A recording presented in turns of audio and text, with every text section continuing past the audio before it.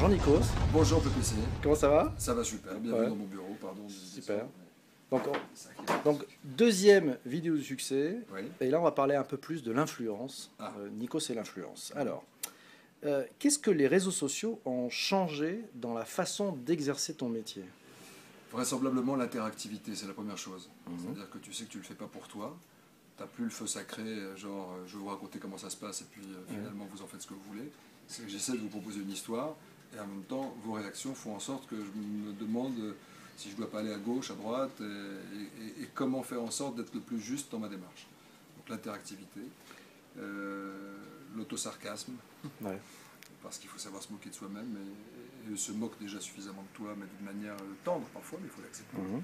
Et puis le fait d'être proche des gens auxquels tu parles.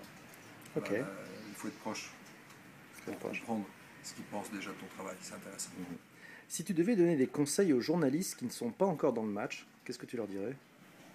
Ne vous emballez pas trop vite, essayez de comprendre comment ça fonctionne d'abord, chers confrères. Parce que toutes les vérités en 140 signes ne sont pas bonnes à dire et ne sont pas faciles à exprimer parfois. D'accord. Donc il y a un registre qu'il faut respecter dans le journalisme, il y a le off, on l'utilise souvent, on dit maintenant ça c'est en off.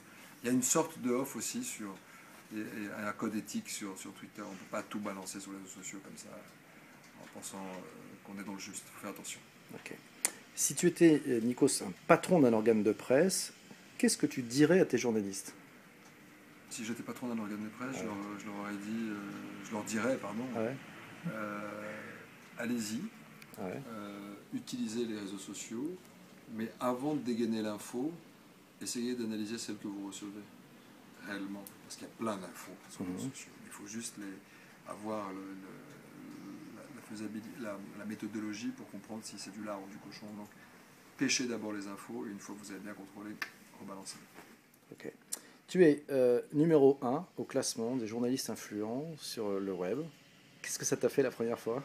Ça m'a étonné beaucoup et ça m'a honoré, on ne va pas se mentir. Après, ça m'a rappelé aussi que j'étais plus longtemps journaliste qu'animateur. Mais c'est assez drôle d'ailleurs parce que je vois les commentaires. Bah attends, mais depuis quand le journaliste? Mais vas-y.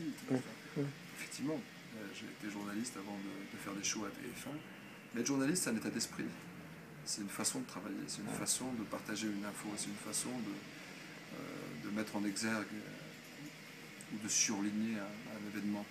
Alors est-ce que je suis le plus influent parce que j'envoie des photos des artistes que j'interviewe ou quand je me prends aussi un peu de temps en temps en photo ou quand je retweete une citation qui m'a plu, ça peut intéresser. Pour l'instant, ça intéresse des gens. Alors est-ce que c'est aussi les followers qui font que tu es influent? Ça veut tout dire et rien dire.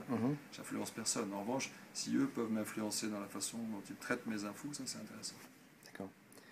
Il y a une stat qui est sortie qui dit que sur l'ensemble de la population française, les femmes sont en général moins présentes que les hommes sur Twitter. Tu as un avis là-dessus ou...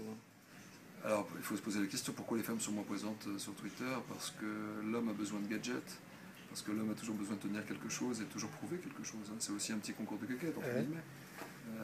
Parce que regarde, c'est le porte-clés, c'est la bagnole, c'est la continuité de ce qu'il a envie de montrer. Les femmes sont beaucoup plus dans l'analyse, hein, beaucoup plus que nous. Nous, on est plus impulsifs aussi, peut-être. Je sais pas. En général, ça risque de faire le buzz parce que celles qui sont déjà dans Twitter, qu'est-ce qu'elles vont penser de ça?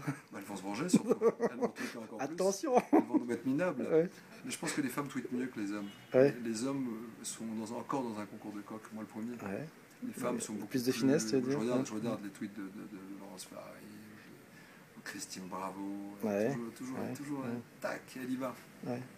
Elle joue bien le jeu, et puis elle vise bien, elle vise dans le mille. Il faut bien viser quand on est sur Twitter. D'accord. Faut être à côté.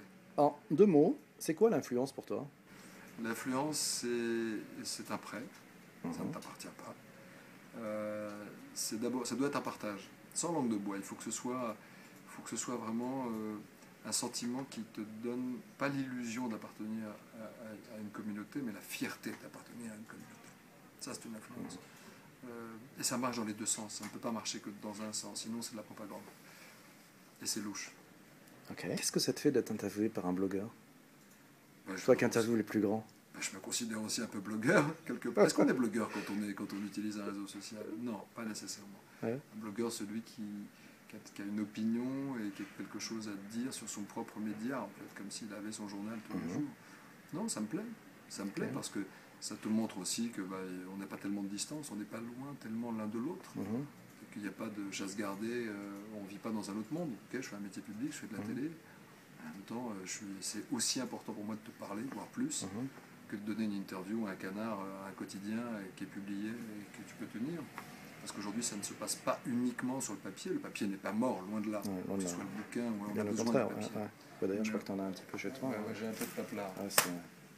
Va-t-il revenir, la question? Ça c'est the question. J'ai aussi de Chavannes. Va-t-il revenir aussi? Va-t-il revenir? Non, il est là. Gaston Lagaffe, c'est un peu moins gaffe à Va-t-il revenir? Va-t-il revenir? Okay.